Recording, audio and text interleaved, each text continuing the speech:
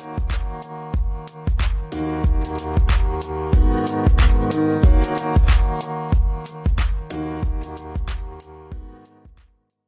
welcome to the Geeks of the Valley podcast, which connects with some of the brightest minds globally who are leading their respective industries today to discuss some of the hottest upcoming industry trends and how their work is affecting the global economy. Today from Singapore, we have Darren Chu joining us, the founder of Tradable Patterns and ex-representative at the New York Stock Exchange. Darren, thank you for joining us. How are you today? Hi, Kunal. Thanks for having me in. I'm doing very well. Thank you. So Darren, how did it all start out for you? What was the process like up until becoming a trader with Tradable Patterns and a founder of that firm? Well, as with any lifelong journey, it was full of ups and downs. And, initially, I guess what kind of sparked my interest in investing or trading in the first place would have been just some business ed class way back in grade 10. I'm sure you may have had a similar class where we just had the opportunity to create a virtual portfolio. So we just chose some stocks and we tracked it over the course of maybe 3 months. And it was pretty exciting just being able to see that we were able to make virtual profits quite a bit more than, what I was used to making at McDonald's at the time through my part-time job. So that really excited me, but obviously I didn't actually invest in real stocks until, hopefully this doesn't date me too much, but it was in the late 90s. I believe it was 97 that I actually had enough saved, and I basically started buying, I think it would have been some mining stocks initially, and because the tech boom in US stocks was really roaring in 98, 99. I really caught you could call it the junior tech stock craze that was happening at the time. And, that's very similar to what we've seen with... the dot-com boom, right? Yeah, pardon me? The dot-com Yes, boom, right? Yes, the dot-com boom, very much like what we've seen recently with crypto in 2017, right up until late December and into the crypto winter. So I've gone through a few cycles, but I guess just coming back to your question of what got me into tradable patterns. So, I had a fairly long career with a few traditional futures and options exchanges, starting out in Toronto with the Montreal Exchange, which now is part of the former TSX or Toronto Stock Exchange. Now it's just called the TMX Group, Toronto Montreal Exchange. And after having a couple business trips to Singapore back while I was still with the Montreal Exchange, I got really excited about the idea of actually living in Asia. And so I eventually moved out here, and that was in May 2010. And that was to join NYSE, the New York Stock Exchange, but working for the London side. So the London arm is known as, or was known as LIFFE, LIFFE, which just stands for London International Financial Futures Exchange. So unlike a stock exchange, or unlike the New York Stock Exchange specifically, LIFFE was a brand name that just wasn't that well known, other than if you were already in that space trading LIFFE products. But, for most people around the world, I mean, even my parents who by no means have a financial background, they are obviously familiar with the New York Stock Exchange. So you don't really need to, as a marketer or a salesperson for NYSE, generally the focus would be on, markets that are less well known or perhaps need a little more education. And so that was my role, and that brought me to Singapore. But eventually, after almost 3.5 years working with NYSE LIFFE, we received a takeover bid from ICE, Intercontinental Exchange, and ICE. That's impressive. Yeah, well, it's quite something to go through a takeover. So obviously, my remit grew after the takeover just because there was some loss in headcount, and so instead of actually just looking after the territories I was assigned initially through the life employment, which was Australia, India, and the UAE, I actually was given all of APAC, ex-Japan, Korea, for life business development after the takeover from ICE. So that was a lot of fun. Mm-hmm. But I guess what I would say that really kind of segued into what I'm doing now is I used to visit loads of hedge funds and prop trading groups, as well as commodity trading houses, mm-hmm. and also all the tier 1 and even tier 2 investment banks. And so throughout all the visits I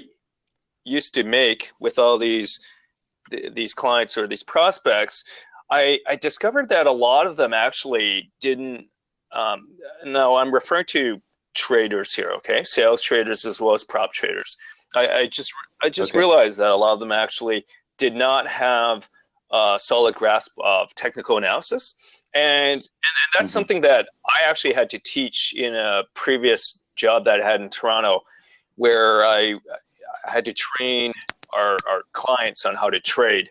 And obviously, while I was with life in certain markets, such as India, I delivered quite a few training sessions to professional traders, full-time prop traders. And so what I realized is there was an underemphasis on technical analysis within a lot of the investment banks and hedge funds and even prop trading groups that I had been visiting. And so I just thought, okay, it appears that a lot of these traders could have a much better edge if they were aware of these different strategies which I believed worked. And then, that was really just through a lot of observation. And, throughout my career with the exchanges, I had always been trading on the side. So I had always experimented with the technical analysis to the point where I was comfortable coming out of the corporate world and trying something completely different, which is to create, you could call it a research analytics business, but it's really trading ideas, which I publish. So through Tradable Patterns, through my website and through my distribution that I get on Bloomberg, Terminal, Refinitiv, Icon, and for those who aren't familiar with these names, Refinitiv is the former Thomson Reuters, right? So, yeah. Right. So these are big platforms, and it was a bit of a plunge, but the ride's been quite rewarding in many ways. Okay, and you talk more about trading patterns and perhaps some of the followers you have from top banks. Sure. So currently, just through the distribution that I am able to access on Bloomberg, Terminal, Refinitiv, FactSet, I'm currently getting, basically every one of the top 10 investment banks coming on at various points each month. Yeah, so wow. so it ranges really. Wow. I mean, we have I guess through those three platforms, I have pretty wide reach potentially. So the distribution right now, it's probably 40% residing in the States, 30% in UK, Europe, and 30% here in Singapore. And that's really what I'm seeing, at least from the institutions. And in so far as the buy sides go, I'm very happy to actually share that just as of mid-July, just about a month and a half back, BlackRock started coming in as a daily reader of my content. Really? Wow. Yeah. And they're one of the biggest investment managers out there, correct? Yeah, they're actually the world's biggest asset manager. So that was a real win. And although congrats, Jeff. Thank you.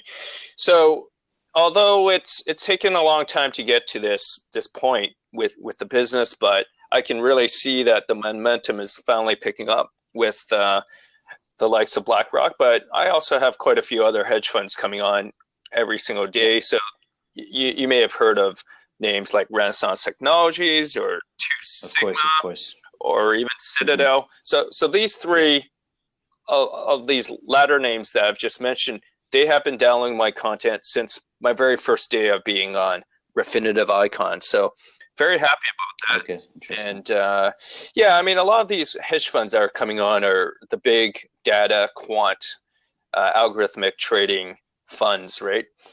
They tend to be trying to model trading strategies based off of my newsletter, essentially. Okay. I'm very happy to see, because I know you had mentioned some time back when we had a conversation that you've been building this business for 5 years, and finally something is coming out of it. And these big firms such as banks, hedge funds, venture capital funds are all signing in to see your research. That's huge for you, because you're able to kind of see and predict, what the markets are looking at like down the line. And so that's a huge opportunity. I'm really happy to hear that. Thank you. The one thing that I wanted to kind of pivot here is, based off all this kind of research that you're doing, what does it look like when you see market trends globally, from Asia Pacific to US markets to the Middle Eastern or European markets? Where is it that you're seeing the most movement trending?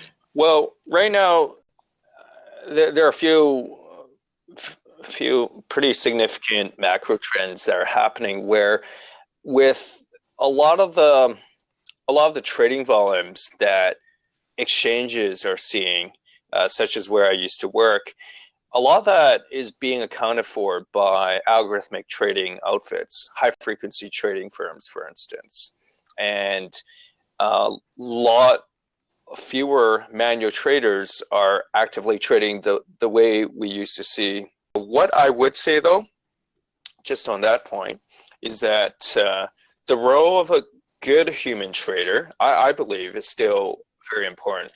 I do think that the discretion that an experienced human trader can make on important calls will still be much needed, because most of what the algorithms are doing these days is more around the transactions that might be what's generally described as low latency. So there's a lot of arbitraging that happens where these high frequency trading outfits are really just trying to pick up a few ticks here and there per trade, but multiplied by large volumes of whether it be shares or futures or options.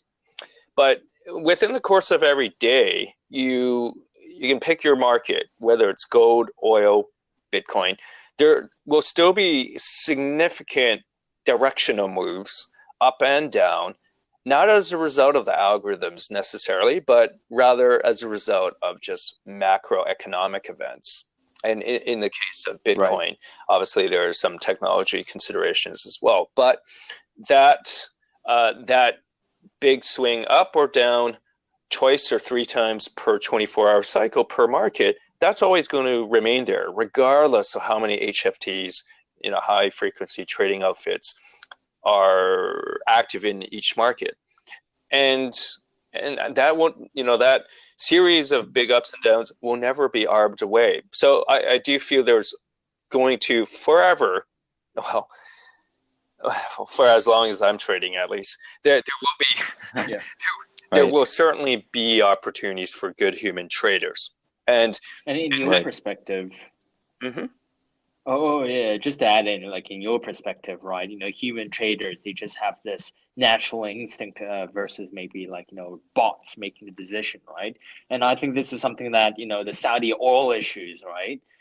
Being able to react on the fly, and with bots, they don't know what's going on unless you tell them to do it, right? I would imagine human has the sense of maybe this feel and touch from trading the markets. Absolutely. So the only reason I created my business in the first place, to be very honest, is, apart from feeling that a lot of these traders who I used to visit were perhaps less knowledgeable of technical analysis, I also felt that there was an extreme swing in the pendulum towards this race towards building bots and quantitative strategies. I just felt that it was overdone. And as with any massive swing in a pendulum from one end to the other, whether it be the way compliance teams have just mushroomed within banks, or any other phenomenon that we generally observe, you sometimes get an over swing in one direction or the other. So coming back to your point about the bots, I completely agree. I mean, I actually launched my business to compete with a Paris-based, I probably shouldn't name them, but a Paris-based newsletter service which auto-generates most of its content. So from the first time I reviewed their product back in 2010, when I used to work at NYC Life, that was a period where they were pitching us their product, and after one read of a sample newsletter piece of theirs, I realized right away it was auto-generated. Anybody who's a native English speaker would be able to pick up on that. And not only was it auto-generated, which by itself isn't necessarily a bad thing, I felt it just lacked nuance in its interpretation of technical analysis. It was a little too template-driven, too cookie-cutter. Obviously, that was 2010. We're in 2019, late 2019 at that. So technology progresses, and I'm not saying that it's never going to reach that level where human readers won't be able to distinguish what they write from what I write. But at this point in time, and actually at the time I launched my business, and still to this day, I feel that there's a lot of value that many of my readers at least will find in just being provided something a little more nuanced in the interpretation. A lot of the bots actually, even I mean, we can talk about bots perhaps even in an entirely separate podcast, but I would say this: a lot of the biggest hedge funds who employ teams of PhDs, quants, working on their own quantitative strategies, and I'm not saying all of them, but quite a few big names every now and then do experience the wrath of a black swan, and the bots really have no way to account for such moves outside of the ordinary, let's just say. Yeah. And in your perspective, what are some of the new market trends looking like across the globe, right? Where are the major players that you've mentioned early on just now is where are they moving their money, and how are they responding to, let's say, Donald Trump's tweets, right? He tweets a lot, and it could whiplash across the market depending on his tweets. Yeah, that's very true. As a matter of fact, JP Morgan just came out, I believe it was JP Morgan, that came out with an index to track the impact of Donald Trump's tweets. So obviously a lot of people watch or wait with anticipation for his announcements, although a lot of them are very randomly tweeted out. So I guess one of the big flows that I'm seeing, obviously right now, with all the uncertainty around the geopolitical situations in various hotspots around the world, and with this U.S.-China trade war very much at a fever pitch, a lot of them, I guess, a lot of the momentum in recent months leading up to just the past month, but not including the last couple of weeks, would have been to go into fixed income instruments, markets that pay a steady coupon or perhaps have a implied yield. And what we've seen in the last couple of weeks, week and a half to 2 weeks, is a bit of unwinding of a lot of that. So we had a real stampede into a lot of fixed income instruments where basically there was a race towards negative yields, even within the U.S. Treasury market. So I'm not saying that they hit negative yields necessarily. I'm just saying that they were trending in that direction, following in the direction that the BOJ had taken, or that the ECB had taken, and then thereafter all the corporate bonds within those two regions. And so what I guess we just have witnessed just in the last couple of weeks or so has just been, I guess, a really oversold bounce, oversold in the sense that the yields had just gotten too low. And so, if you're to look at the price of the fixed income instruments, and obviously they've been selling off in the last 2 weeks. But nevertheless, there's still a very large increasing consensus that yields in the U.S. are headed lower. However, we must always bear in mind that when too many move in a herd-like manner, you usually get the opposite type phenomenon. So, being a bit of a contrarian myself, I actually do feel that the fixed income markets, regardless of this recent 2-week unwinding or correction, if you will, is still very much vulnerable to a much bigger bubble burst down the road. You brought up a very, very good point in regards to the geopolitical tensions that are going on in the Middle East. And to add to that, when it comes to the geopolitical tensions that are going on there, as well as the U.S.-China trade war, and on top of that, the crisis in Hong Kong, where do you see the major players moving their money today? Well, a lot of people I spoke to just last week, I was at a couple conferences, but one of them was related to blockchain and crypto. And so a lot of the individuals I was speaking to, although quite vested within the crypto space, just via their employment or their businesses that they're involved with, are fairly bearish on Bitcoin in the near term. What I would say, though, is that was a largely, you could call it a retailish crowd, not necessarily professional trading crowd.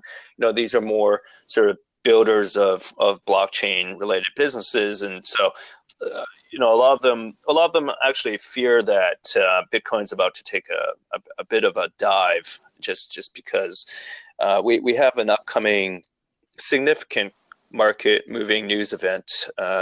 September 23rd is when my former employer ICE launches backed BAKKT.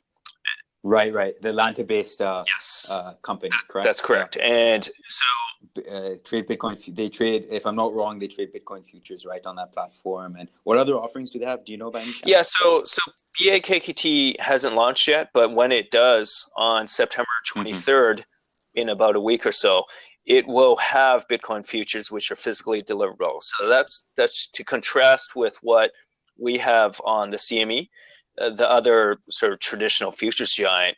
The CME, just for the audience's background, in case they're not aware, is actually the world's biggest exchange group. Okay, so they're number one, and ICE is number 2 globally in terms of its market value, the market cap of its shares. And so these two giants have been going head to head on a variety of products throughout their entire history. And this backed launch, this BAKKT exchange, which launches September 23rd, this will be the next sort of battle between the two giants. So I do think actually that those from the crypto space who I was speaking to last week who feel Bitcoin's about to take a dive down, similar to what happened when the CME Bitcoin futures launched December 2017. I actually think the opposite is going to happen this time. I think the market's going to go higher. And why I feel this is just due to all the investment I see in the industry happening.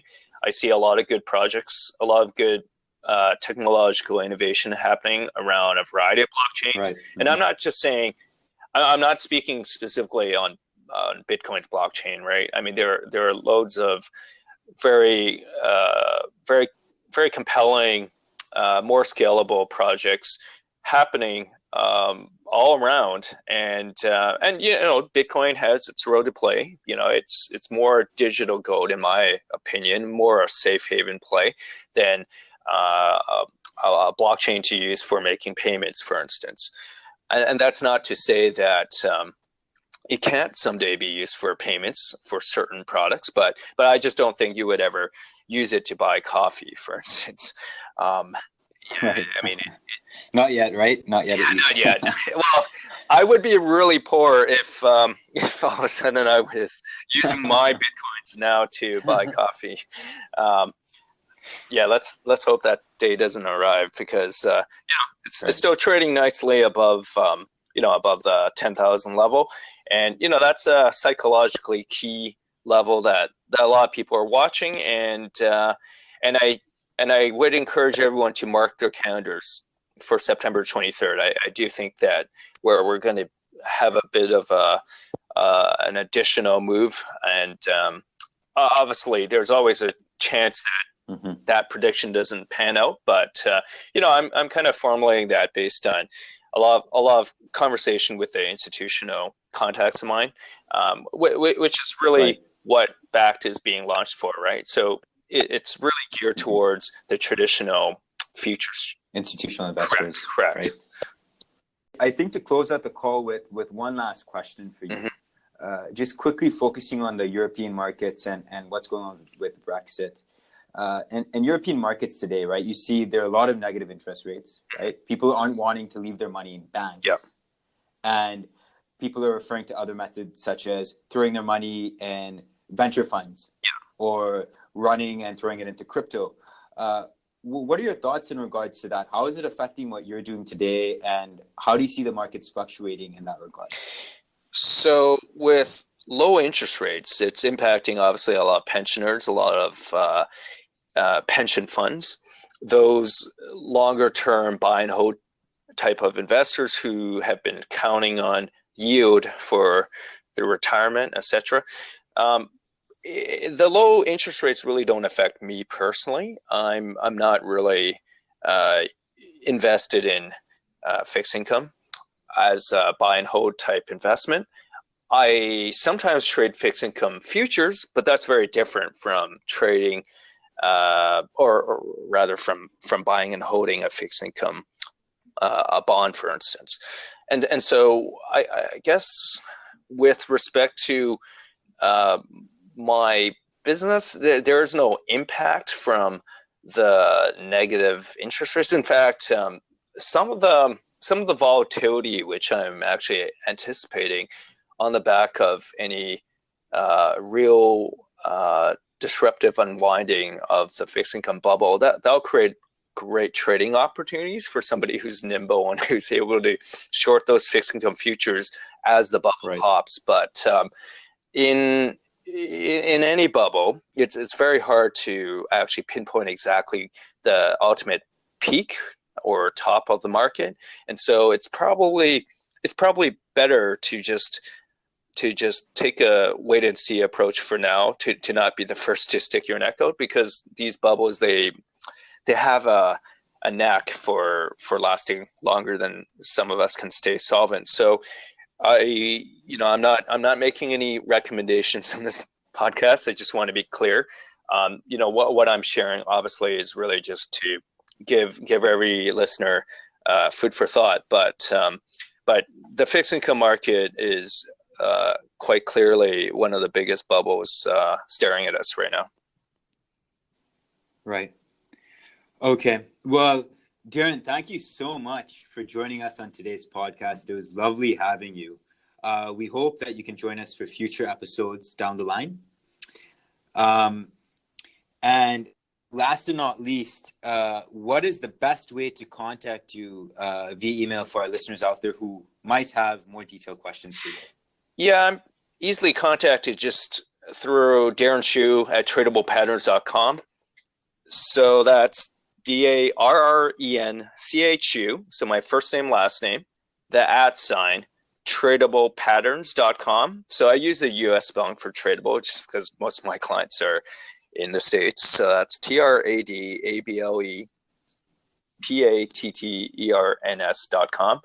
And for anyone who's curious about my website, you can just take that domain extension of that email address, thetradablepatterns.com, visit it, and feel free to add yourself to the free mailing list. There's some free content, and it's very educational. So hopefully your listeners will find it helpful.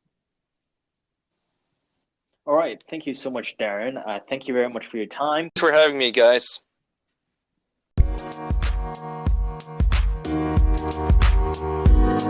Bye.